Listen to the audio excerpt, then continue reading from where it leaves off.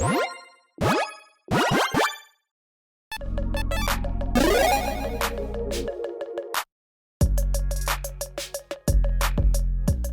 everyone, Mitch coming in for the Commander's Core studio, temporary studio I should say. Welcome to the show.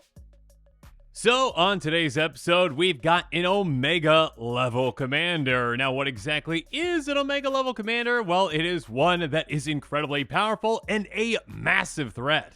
And yeah, Elesh Norn, Mother of Machines, is most definitely an Omega level commander. A 4/7 Phyrexian Praetor with Vigilance that costs 4 and a white, that says if a permanent entering the battlefield causes a triggered ability of a permanent you control to trigger, that ability triggers initial time. On top of that, permanents entering the battlefield don't cause abilities of permanents your opponents control to trigger. So Elesh Norn is an incredibly powerful commander, basically a panharmonicon, well, for all your permanents, on a commander in the command zone.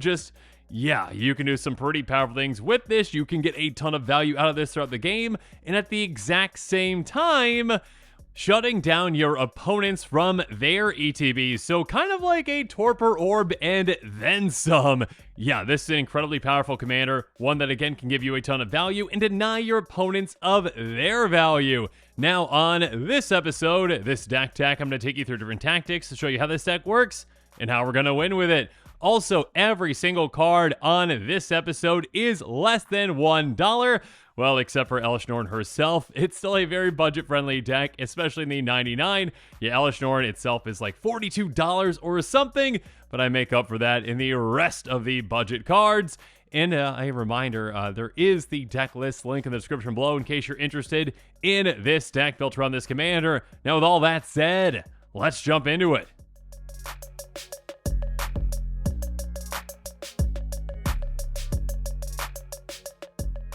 So first up, of course, there's Wayfarer's Bauble. Pay 2 to tap and sacrifice it. Go get a basic land into play tapped.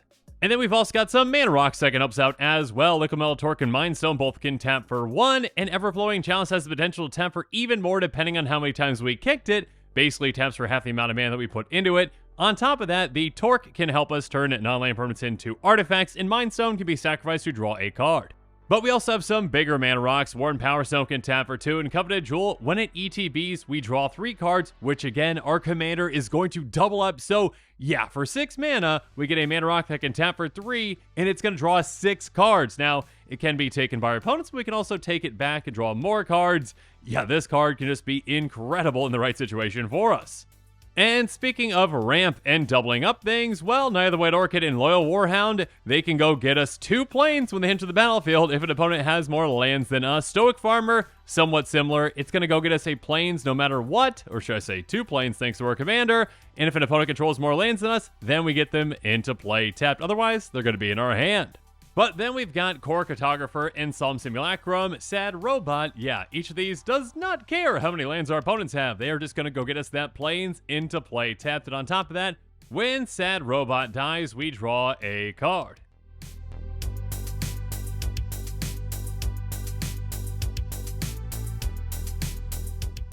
But when it comes to card draw, of course, we've got plenty of ways to have a lot of fantastic card advantage throughout the game, with cards like Ichor Wellspring, Spirited Companion, and Wall of Omens, each of which are going to draw us 2 cards when they enter the battlefield because of our awesome commander. Ichor Wellspring also has, when it's Windowake Reaver from the battlefield, we do draw a card too. So yeah, if an opponent decides to destroy it, or if we destroy it ourselves, and we've got plenty of ways to do that, we can draw an extra card.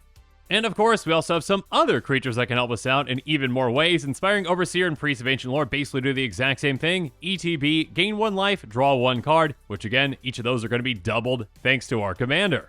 And then next up, we've got some repeatable card draw throughout the game with some creatures that can help us out with Mentor of the Meek, Rumor Gatherer, and Radiant Solar. Mentor of the Meek has, whenever another creature with power 2 or less enters the battlefield under control, can pay 1 if you do draw a card. So yeah, that can trigger twice for a lot of our creatures. Speaking of which, Rumor Gatherer, whenever another creature enters the battlefield under control, you're going to scry 1. If it's the second time the ability resolves, we draw a card instead. Radiant Solar doesn't always grant us card advantage, but it can help us out with a lot of things because it says, whenever it or another non-token creature enters the battlefield under control, venture into the dungeon. So yeah, there's a lot of value we can get out of that.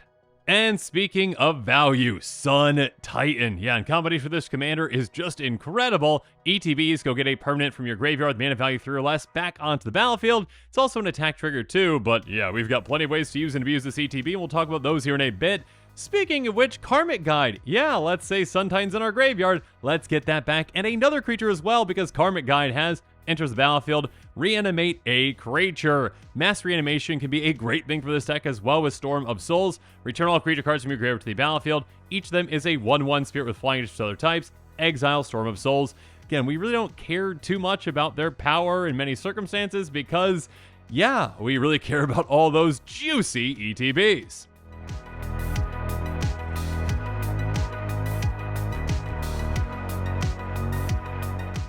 And speaking of powerful ETBs, well, we can make a massive army in absolutely no time with cards like Emeria Angel, Retreat to Emeria, and Feldar Retreat.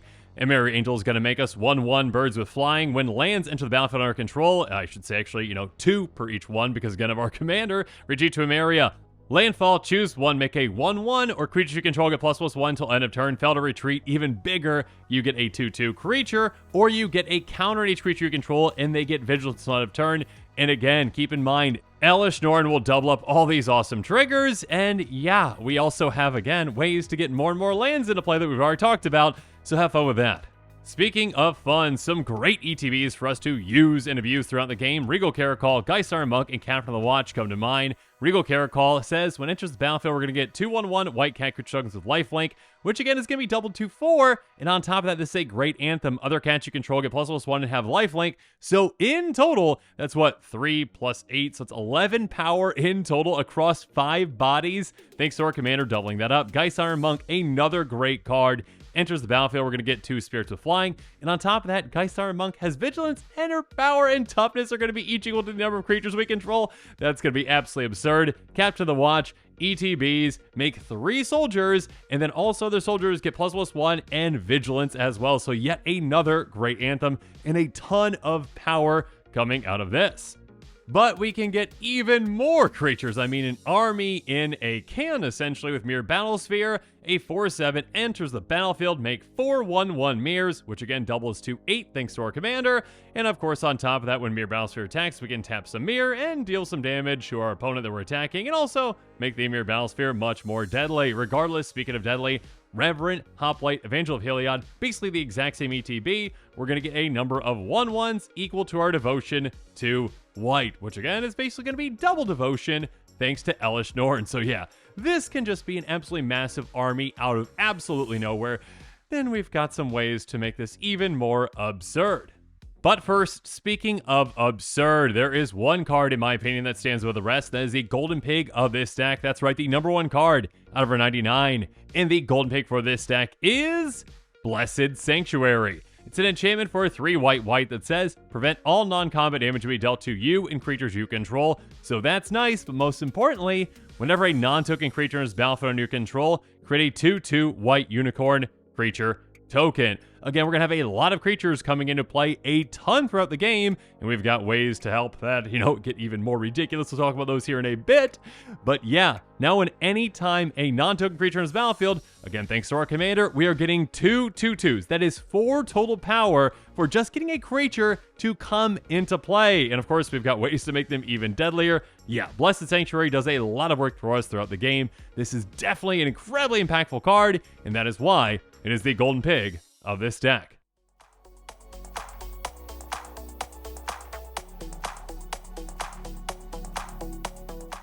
But now that we've talked a lot about our plans, let's talk about some ways to throw a wrench to our opponent's plans, starting with Cleansing Nova and Austere Command, some very flexible board wipes. Cleansing Nova, we can choose 1 to throw out creatures or all artifacts and enchantments. And Austere Command, even more flexible, choose 2. So artifacts, enchantments, big creatures or small creatures, so yeah, we can utilize this in a fantastic way to really make the most out of the situation that we're in.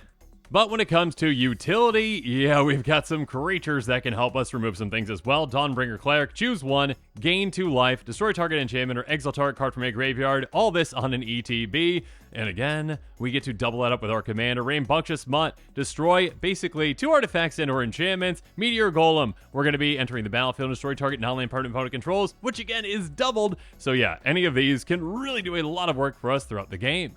But even more work can be done with Angel of the Ruins. Enters the battlefield, exile up to 2 target artifacts and/or enchantments, doubling that up to 4.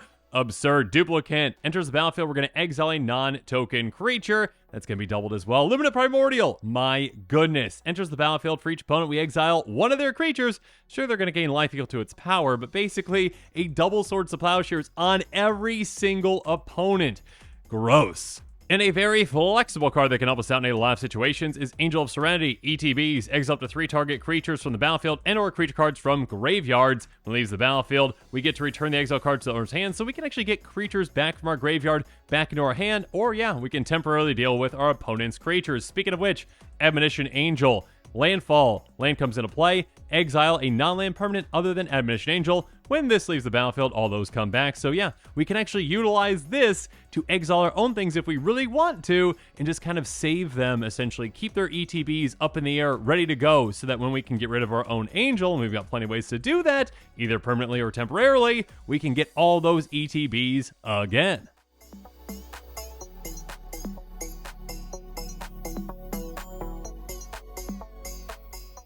When it comes to getting those ETBs again, yeah, blink spells galore with Cloud Shift, Liberate, Flicker of Fate, just to name a few. Cloud Shift, exile a creature, return to the battlefield. Yeah, this is a great way to, again, for 1 mana, get our ETB twice. Whatever creature has got an ETB that we want, whichever one that we need, we can utilize. Liberate, basically the exact same thing, but slightly delayed. Blink a creature, it comes back at the end of the turn. Flicker of Fate, basically, again, a Cloud Shift, but for a creature or enchantment. Regardless, each of these are incredibly impactful, and again, our commander doubles up their impact. So we're also going to be running Jeskar's Portal, Otherworldly, Journey, and Long Road Home. Basically, all of them do the exact same thing. Blink a creature, that creature comes back into play with a slight adjustment. Jeskar's Portal gives it first strike, Otherworld Journey is going to get +1 encounter, and so will Long Road Home. And then Pegasus Guardian actually has an adventure to help us out as well. Blink a creature, and then also at the beginning of our end step, if a permanent control left the battlefield this turn, we get a 1/1 Pegasus if this Guardian's in play. Bar Traveler, a great background for this commander. Commander creatures you control have, at the beginning of your end step, exile up to 1 target tapped creature you control, return to the battlefield under its owner's control. So yeah, a great repeatable way to take advantage of ETBs.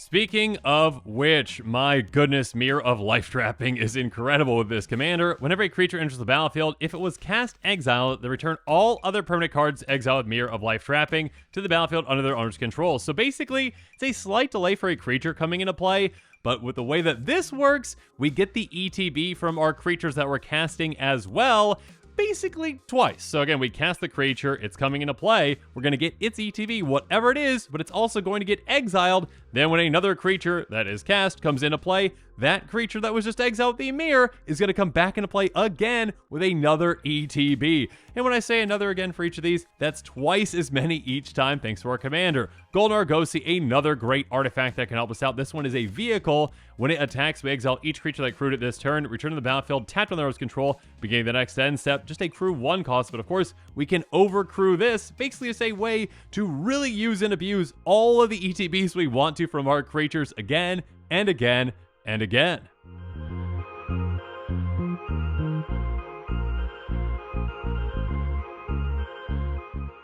Moving on, we've also got some creatures that can help us out as well. Vizier Deferment, basically exile an attacker or a blocker, and it's going to come back to the end step. So this can be a great way to protect ourselves, or, just exile one of our own, and we can really use and abuse that effect for a great ETB. And again, I did say 1, but actually with our commander again, we are exiling 2. Speaking of which, Flicker Wisp. Blink a non-land permanent, it's going to come back to the end of the turn, and then Glimmer Point Stag does the exact same thing. So yeah, things can get pretty absurd, especially when we're utilizing blink spells to utilize these to utilize our blinking further. Next up, how about Gale Powder Mage? Attacking, we're going to exile another target creature and return it to the battlefield at the beginning of the end step. So again, another way to repeatably just utilize ETBs. Restoration Angel, ETBs, blink a non-angel, Whisper Angel, blink anything. Basically, just blink any creature and bring it right back into play. Get that ETB twice. But then how about some mass blink effects with Glorious Protector, Lumbering Battlement, and Abdel Adrian. Glorious Protector has Flash and Flying, enters the battlefield, exile any number of non-angels you control until it leaves the battlefield. Lumbering Battlement enters the battlefield, exile any number of non-token creatures until it leaves the battlefield. Abdel Adrian enters the battlefield, exile any number of other non-land permanents you control until it leaves the battlefield. And on top of that, you get a 1/1 white soldier creature token for each permanent exiled this way. So these are some great ways to, again, store up a ton of ETBs in Exile, and then we simply can just blink one of these away so that we can utilize all those other ETBs again. And yeah, we can do some pretty broken and absurd things when we get things going with these. Or how about an immediate mass blink effect with Planar Guide? Pay 3 and a white, exile Planar Guide, and then exile all creatures and bring them back at the end of the turn. So yeah, that is well worth the cost and a massive impact for all of our ETBs. We could also utilize this defensively if we really want to as well. If an opponent's going to be swinging at us with their giant army, you know what? Let's just stall that for now. And yeah, I'll still get some ETB value out of this.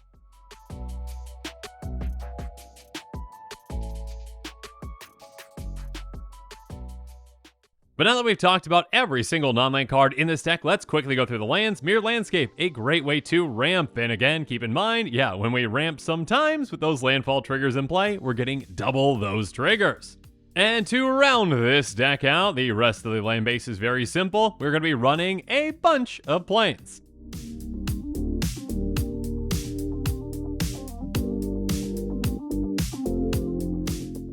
Now, like I mentioned at the beginning of this episode, every single card in the 99 is less than $1, so yeah, that's very budget friendly. Elesh Norn, unfortunately herself, is not very budget friendly at $42 in total, but yeah, considering that is a giant chunk of the price, the rest of the deck is very budget friendly at $68.94 in total.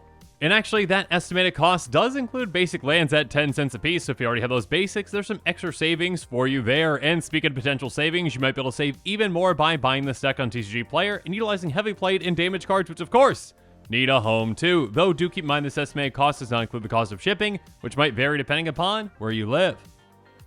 And with that, today's episode is coming to a close, so yeah, let me know what your thoughts are on it in the comments below. And of course, as always, thanks again and have a good one. This show and episodes like this one are possible thanks to viewers like you. If you're looking for an easy way to help support this show, make sure that you like, share, and subscribe. Also, hit that bell notification icon so you don't miss any new episodes. You can also go check out our playmats and other merchandise at thecommandersquarters.com. We also have a ton of brand new t-shirt designs in stock, so make sure you check out those as well. Another easy way to support this show is with our TCG Player affiliate links. So whether you're buying a deck or individual cards, you can use this general link right here or one in the description. And the final way that you can support this show is by supporting us directly by becoming a patron. There are many benefits to being a patron, and I truly couldn't do this without all of their support.